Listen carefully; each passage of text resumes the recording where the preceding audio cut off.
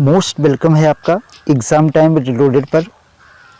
आइए आज हम लोग डिस्कस करते हैं नेक्स्ट टॉपिक का, और हमारा न्यू टॉपिक है प्रोटोजोआ।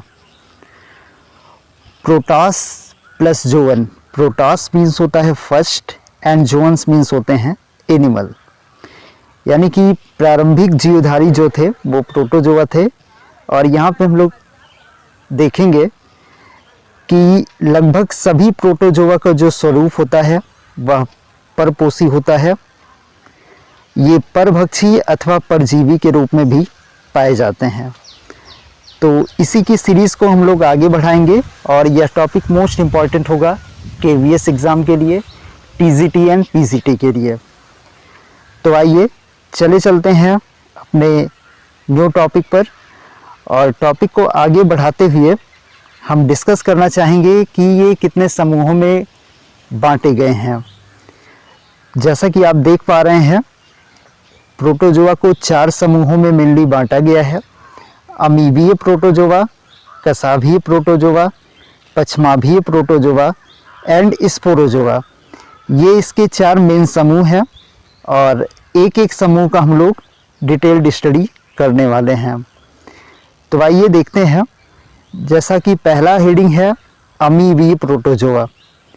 अमीबीय प्रोटोजोआ क्या होते हैं, इनका संगठन कैसा होता है और ये कहाँ पर पाए जाते हैं, प्लस इसका एग्जाम्पल हम लोग देखेंगे। ये जीवधारी स्वच्छ जल, समुद्री जल तथा नम मृदा में पाए जाते हैं।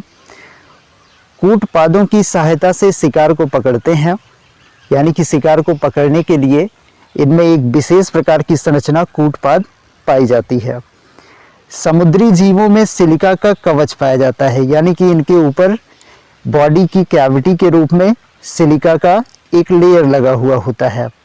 और मोस्टली अमीबीय प्रोटोजोआ में एंट अमीबा परजीवी को रखा गया है।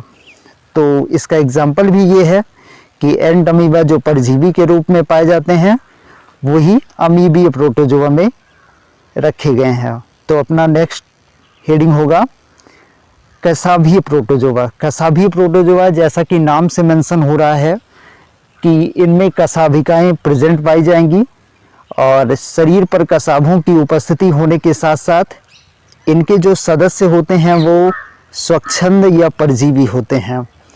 पैरासाइट लेवल का इनका ऑर्गेनाइजेशन होता है, और शरीर पर कसाभों की उपस्थिति पाई जाती है। सबसे मेन पॉइंट ये है आपका कि ये निद्रालु व्याधि, यानी कि स्लीपिंग सेल और कहा जा सकता है कि निद्रा रोग उत्पन्न करने के लिए जिम्मेदार माने जाते हैं। और ये निद्रालु व्याधि कौन उत्पन्न करता है, तो आपके हैं ट्रिपैनोसोमा से निद्रा रोग उत्पन्न होता है। जैसा कि आप देख रहे हैं, ये निद्रालु व्याधि नामक बीमारी उत्पन्न करते हैं, और एग्जाम्पल आपका दिया हुआ है ट्रिपैनोसोमा। तो ये कसाभीय प्रोटोजोआ थे, और इसी के क्रम में हम लोग चलेंगे नेक्स्ट हेडिंग पर, और वह हेडिंग है पछमाभीय प्रोटोजोआ। पछमाभीय प्रोटोजोआ क्या होती है, इनका संगठन कैसे होता है, और इनके मेनली एग्जाम्पल कौन कौन से हैं, आइए उनके बारे में हम लोग डिटेल्ड स्टडी करते हैं। वैसे ये मोस्ट इम्पॉर्टेंट टॉपिक है, और यहाँ से 2-3 नंबर के क्वेश्चन आपको देखने को मिलेंगे एग्जाम में। पछमाभीय प्रोटोजोआ जलीय तथा अत्यंत सक्रिय गति करने वाले जीवधारी होते हैं। इनमें हजारों की संख्या में पछमाभ पाए जाते हैं। पछमाभों का जो स्वरूप होता है डेवलप्ड प्रकार का होता है। इनमें एक गुहा होती है जिसे ग्रसिका कहते हैं, यानी कि जो प्रमुख प्रकार की गुहा पछमाभीय प्रोटोजोआ में पाई जाती है वह ग्रसिका के रूप में जानी जाती है। ये कोशिका की सतह से बाहर की तरफ खुलते हैं, यानी कि इनकी उपस्थिति कोशिका की सतह में बाहर की तरफ से होती है। पछमाभों की लयबद्ध गति के कारण जल से पूरित भोजन गलेट की तरफ भेजे जाते हैं। तो इनमें विशेष प्रकार की गति होती है जिसे पछमाभिकीय लयबद्ध गति कहते हैं, और यह जल से पूरित होकर भोजन को गलेट की तरफ भेजता है। तो मोस्टली इसका जो एग्जाम्पल बनेगा वो पैरामीशियम होगा। पैरामीशियम इसके मेन एग्जाम्पल हैं, और टॉपिक ये मोस्ट इम्पॉर्टेंट है। और इसी के लेवल पे लास्ट टाइप जो है आपका वो स्पोरोजोआ है।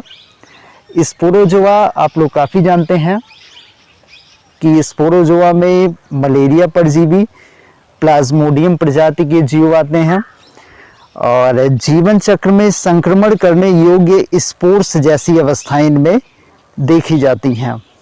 जैसा कि मेंशन हुआ है इसमें पॉइंट नंबर फर्स्ट में, जीवन चक्र में संक्रमण करने योग्य स्पोर जैसी अवस्थाएं इनमें देखने को हम लोग पाते हैं।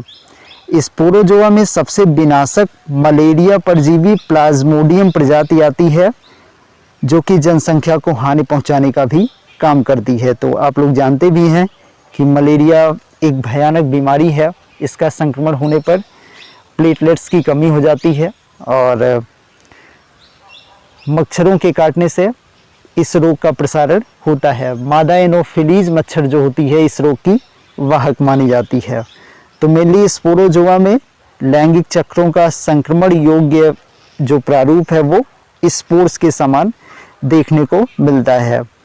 तो ये प्रोटोजोआ का छोटा सा टॉपिक हम लोग थोड़ा सा शॉर्ट टाइम में इसका रिवीजन करेंगे और देखेंगे कि कितने टाइप का इनका डिवीज़न है। प्रोटोजोआ जो कि परपोषी, परभक्षी या परजीवी रूप में पाए जाते हैं, उन्हें 4 समूहों में बांटा जाता है। अमीबीय प्रोटोजोआ, कसाभी प्रोटोजोआ, पछमाभी प्रोटोजोआ एंड स्पोरोजोआ। ये 4 समूह में बांटे गए हैं। अमीबीय प्रोटोजोआ के जो जीवधारी हैं वो स्वच्छ जल में, समुद्री जल में तथा नम मृदा में पाए जाने वाले होते हैं। कूट पादों की सहायता से ये शिकार को पकड़ते हैं।